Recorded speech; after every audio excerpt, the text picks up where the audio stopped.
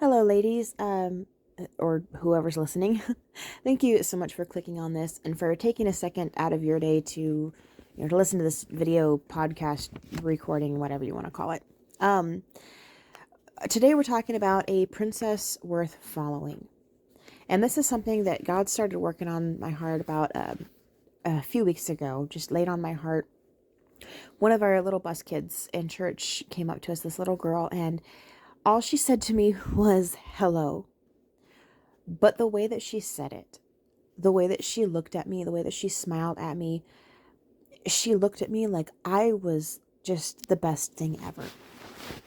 She looked at me like I was something special, like I was a princess, like she thought I was a princess. And that just, I cannot describe to you how that made me feel, aside from, being terrified that somebody would look at me like that.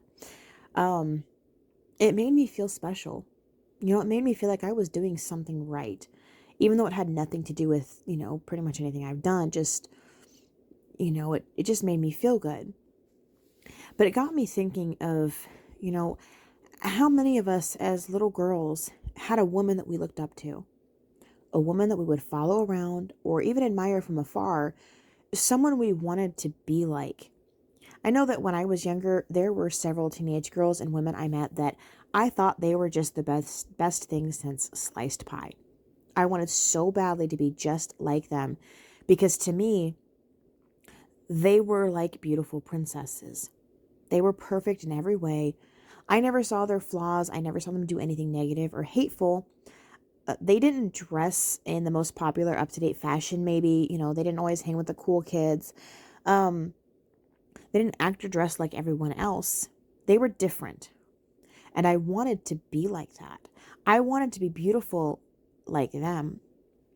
No matter where or when I would see these ladies, they'd be wearing a smile and presenting themselves in a way that just seemed to say, "There's something different about me. Do what I do." And as a little girl, that's what I thought, and that's what it said to me. And trust me, I did what they did. If they wore a long purple dress, you can bet your butt I'm gonna go ask my mom to buy me a long purple dress because I need to look like her. Because that's what it takes to be beautiful, is I need to look like her. If she would tell a joke, I would repeat that joke, that same exact joke, word for word for weeks. If she played an instrument, I would want to play that instrument. If she sang in church, I would want to sing in church. It didn't matter what she did. I was going to do it, good or bad. Looking back now, I can clearly see that while those ladies were beautiful, there was so much more to them than I realized. They were godly women. They were modest women. They were women who had a heart to serve the Lord, and they did their best to do what was right. And as a little girl, I was drawn to that. Have you ever met a woman that just made you want to be a better person? Whether when you were a little girl or even as an adult. You meet them and you immediately think, she's a virtuous woman. She's the Proverbs 31 woman. I want to be like her because she's got it together. Um, she may not be clothing her family in scarlet and sewing all of their clothing by hand, but her speech, her dress, her mannerisms, the way that she presents herself overall just exudes Christ. My mom is one of them. She's one of those women. While we haven't always seen eye to eye on everything, um, let me just tell you that she has always been the most beautiful woman I've ever met and always will be. And it's not only because God has seriously blessed the woman with outward beauty, and is seemingly never aging face and body. That's beside the point. But because her inward beauty, it shines so bright. Her love for God and her faithfulness to Him is incredible.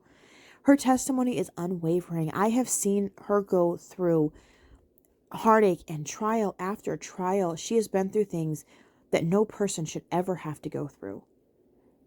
I have seen her suffer silently, things that nobody knew she was going through, and she stood tall. She never faltered. She never failed. She stood firm in Christ. And, I pray that just God will one day allow me to be as strong as she is and to have the testimony that she has. Because no matter how old I get, I will always want to be like my mom when I grow up. And that's something we should strive to be. She's beautiful to me, not just because of her appearance, but because of what's inside of her. There's a few of the ladies that I admired when I was younger. I still see on social media every once in a while, and mostly the teenage girls, and some of them, most of them, for the most part, are still serving God, and they're raising their children to serve God. And I saw something from one of them the other day, and it just got me to thinking about her, and when we were younger, like, what made her stand out so much? What did she do that made me want to be like her? What was so different about her? What made me think of her as a princess? And that got me to thinking in turn, is there a little girl watching me that wants to be like me? Is there a little girl out there that is copying everything that I do? And the more I thought about it, the more the Lord showed me and really began to convict my heart about things that I needed to change. Because the thought of a little girl out there doing everything that I do terrifies me. And it really makes you stop and think, what am I doing? What have I done recently? Would it be okay if a little girl was following me and doing everything that I did? Or if she talks like me and walks like me and tries dressing like me, is she going to get in trouble? But God showed me 3 things, and I'm going to share those with you, and I hope it helps. Number 1 is, do I talk like a princess? Proverbs 31:26 says, she openeth her mouth with wisdom, and in her tongue is the law of kindness. When we speak, are we using wisdom of any kind? Or are we just kind of spitting out whatever pops into our head? Are our words kind? Are you a nice person? When you speak, do you sound like a nice person? My mouth is always getting me into trouble. And this is something that God, really got a hold of me about, because I'm loud and outspoken. I have no problem sharing my opinion, whether it's wanted or not. I speak my mind, and I always have. And while it's not always a bad thing, it has gotten me into trouble many, many times. I don't believe that women should be seen and not heard, but I do believe that there is a time for us to be silent. I also believe in the saying with my whole heart, if you can't say anything nice, don't say anything at all. There's times when we need to be silent, just like there are times that we need to speak up. But when we do speak, it should be in wisdom and kindness. In wisdom, that means just don't say the first thing that pops into your head. Don't speak just for the sake of saying something, for the sake of filling the silence. Think carefully about your words.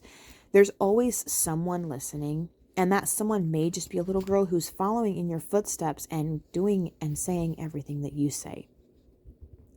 Ephesians 4:29 says, let no corrupt communication proceed out of your mouth, but that which is good to the use of edifying, that it may minister grace unto the hearers.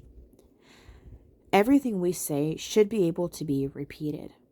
If it can't be repeated, aside from sharing, a burden, a prayer request, or, having a conversation that should not be repeated, that's, between you and your husband or something like that. If it can't be repeated, it shouldn't be said.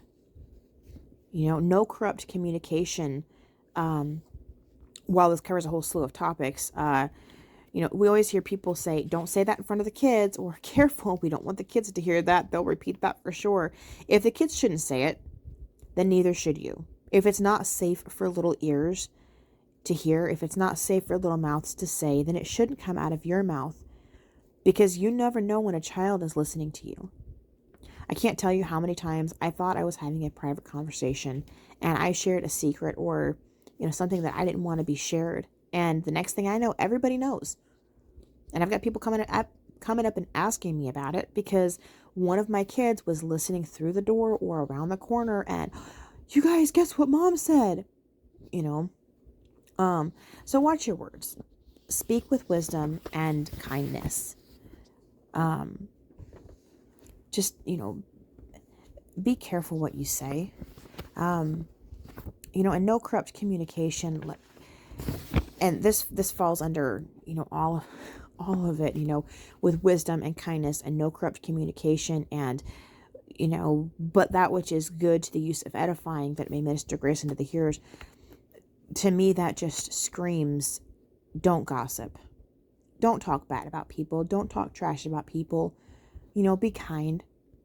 If you're sitting there talking about people, if you're talking bad about somebody, trashing someone to someone else, and the little ears hear you, that little girl who is watching you, who wants to be like you, who's doing everything that you do, you are telling her, hey, this is okay. You can talk bad about people. If somebody makes you mad, you can trash them. That's totally fine.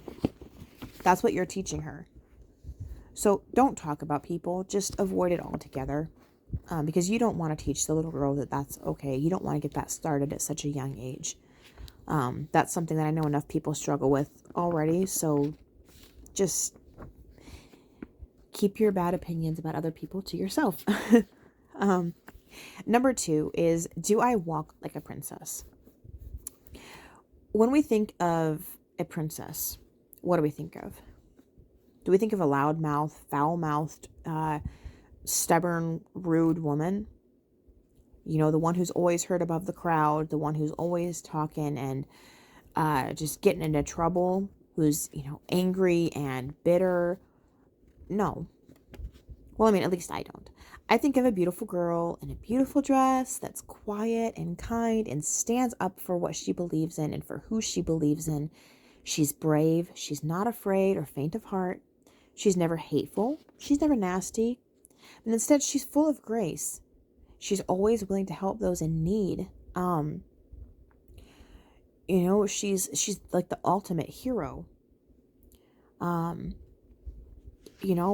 think of, Esther and Ruth and some of the other women in the Bible, just the things that they did were incredible, but you don't read about them being loud or foul-mouthed or stubborn. They weren't the ones that were heard above the crowd, They weren't in everybody's business. They weren't angry. They were full of the fruits of the Spirit. The fruit of the Spirit showed strongly in their lives. Galatians 5:22-23 says, but the fruit of the Spirit is love, joy, peace, long-suffering, gentleness, goodness, faith, meekness, temperance. Against such there is no law. Sorry, I just totally screwed that up. Aside from the way we speak, there should be a noticeable difference in the way that we walk, in the way that we carry ourselves, in the way that we act and react. If you wouldn't act that way with Jesus standing beside you, then you should act differently. And if that's too hard for you to imagine, even though we know that God is always with us, ask yourself this: if my pastor's wife or if my pastor were standing beside me, would I still feel comfortable doing this? Wearing this outfit, saying this, talking like this, watching this movie, listening to this music. If my pastor or pastor's wife was standing beside me, would I still feel okay doing this? If the answer is no, then you should probably change. There's always someone watching you. And just like you need to watch what you say because you never know who's listening, you need to be very careful what you do because you never know who's watching you. Children are very perceptive. They're very sensitive to people's actions. My own children have told me several times about people that they don't like or that made them feel weird or uncomfortable. And I've been surprised at a few of the people that they've mentioned because they seemed on the outside to be good people. But we as adults are not nearly as perceptive as children are sometimes. And kids can tell when you're faking it. If you live one way at home and then another way at church, there's a good chance that the little girl watching you is going to see through the facade. And she's either going to decide that she doesn't want to be like you after all, or she's going to think, oh, so I don't have to be nice all the time. I can be mean at home. I can be a little crazy person at home, and I can be mean and hateful and do what I want at home, so long as I'm just nice at church. Okay, I can do that. That's the example that you're setting for her. We should be practicing, praying that God would help us show the fruit of the Spirit in our life. Do we have a love for people? Do we have joy? Are we happy people? Do we have peace in our hearts? And do we, are we long suffering, or are we lacking that peace? And because of that, we are quick to anger, and we're just hateful, angry people. Do we have a gentleness about us, or is everything that comes out of our mouth, and do our actions just harsh? Our words and our actions, do we have a goodness in us? Do we have faith? Are we meek? Are we practicing temperance? All of these things. Do we have patience? Are we quiet, or are we loud and outspoken and just rude?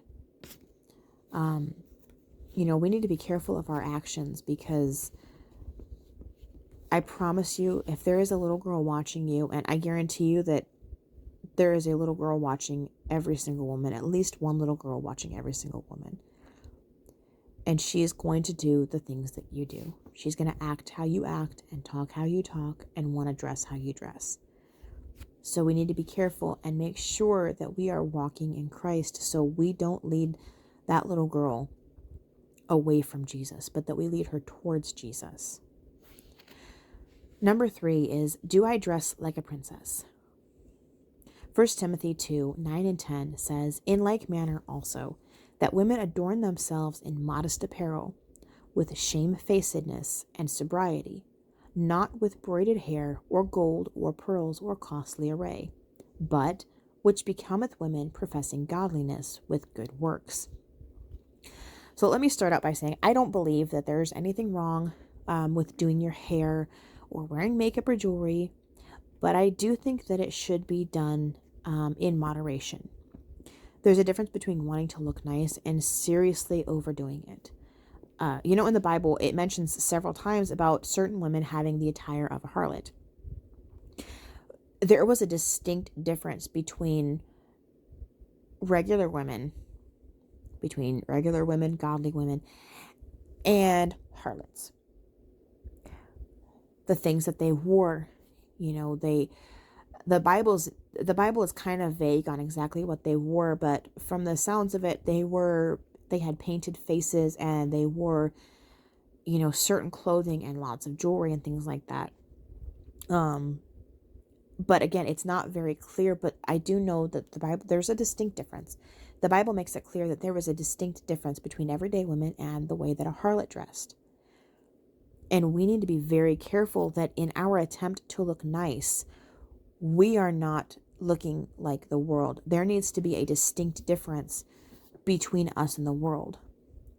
We, the women in the Bible, the only time that the one was mistaken for a harlot is when she purposely went out and dressed like one to trick her father-in-law.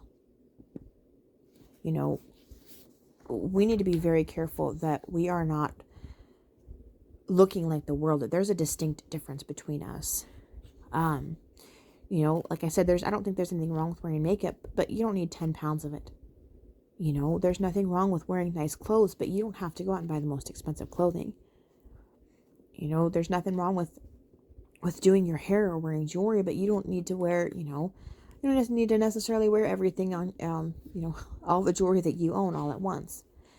Something that God really, has dealt with me about recently, is how much makeup I'm wearing, what I'm dressing, what I'm putting on my body, how I'm doing my hair and things like that.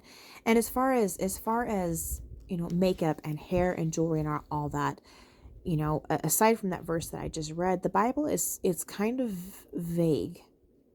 And that's something that I believe, and I could be totally wrong, and if I am, I apologize. But from my studying and everything, the Bible is kind of vague on, whether or not wearing makeup is okay. Wearing jewelry is okay. It's kind of vague on that. I believe that is something that God has to convict you personally about. I know that there's some women who don't wear makeup at all. There's some women who have no problem with makeup. There's some women, like me, who believe it's okay in moderation. That is a personal conviction that only God can convict you about. And that's just my personal belief. Like I said, I could be wrong. Maybe there's something in the Bible that tells you, don't wear makeup, or makeup is okay, or whatever. But I believe it's something that God has to personally convict you about. But something else that God dealt with me with is the way that I dress.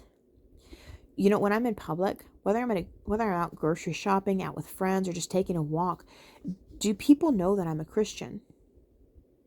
Is there anything different about me, or do I look like everyone else? I want to stand out. I want to be different. I don't want to look like the world. I've been there and done that, and I have no desire to dress like that again. When we get dressed in the morning, do we look in the mirror and ask ourselves, do I look like Jesus? Are people going to see the Lord through me if I wear this? And if the answer is no, then you need to change. One thing that I remember about the girls and women that I looked up to is that they were always modest. They were always wearing a skirt, a modest shirt. They didn't show their breasts off. They didn't show their legs above the knees, but instead they stayed covered up, and they were all the more beautiful for it. Part of the reason that they reminded me of princesses is because their dresses were almost always long, and so was their hair. I'm not saying that you have to wear long dresses and have, keep your hair long. I'm just saying that that's something that I remember about them. It's something that stood out to me. We may be the only Christian women that some girls will ever see. We may never talk to some of them. We may never interact with them more than just a passing smile in the store, but we can still make a difference in their lives.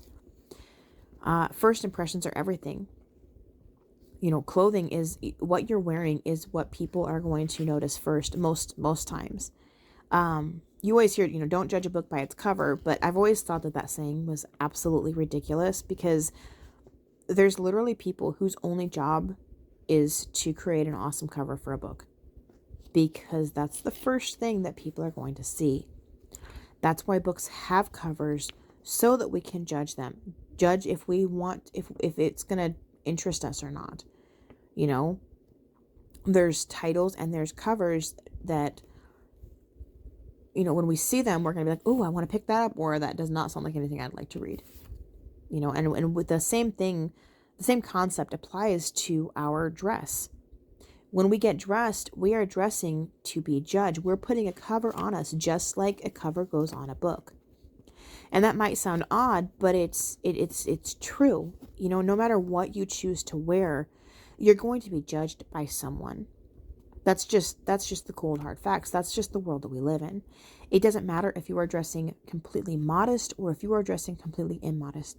It doesn't matter if you wear a paper bag or a $9,000 dress. Someone somewhere is going to judge you for what you are wearing. But wouldn't it be incredible if the only fault that someone could find in your attire is that you look too much like a Christian? What if the little girls, whether it's a bus kid, just a random kid in your church, or a random little girl from the grocery store, saw you and decided, I want to be like her. I want to dress like her. I want to look like her. She's beautiful, simply because of how you're dressed. What if she says, she looks like a princess? I want to look like that princess. What if she wants to go to church because the princess goes to church? What if she wants to sing in the choir, play the piano, go soul winning, or even just clean the church because that's what the princess does? Y'all, we have been given such an incredible opportunity to be examples for the Lord, especially to young girls. Are we doing our best? Are we showing them Jesus with our testimony? Are we pointing them to the Lord with our speech and our actions? Are we showing them the Lord, or are we showing them the world with how we dress? Are we a princess worth following? That's all I've got for today. That's what God gave me. I hope it was a help to you. I hope you were able to get something out of it. And if you were, or if you didn't like it at all, Let me know in the comments below. I'd love to hear feedback on this. All of this, all the verses and everything, this is based out of the King James Bible. This is something that God showed me about, things that he's convicted me about. Again, some of this is personal convictions, but it's something that I felt I needed to share. And I really do hope it'll be a blessing to you. I hope it'll help somebody. I hope y'all have a wonderful day. Thank you so much for taking the time out of your day to listen to this. And I'm hoping to be posting again soon. We'll see what God has in store. Thank you, and I hope you have a wonderful day.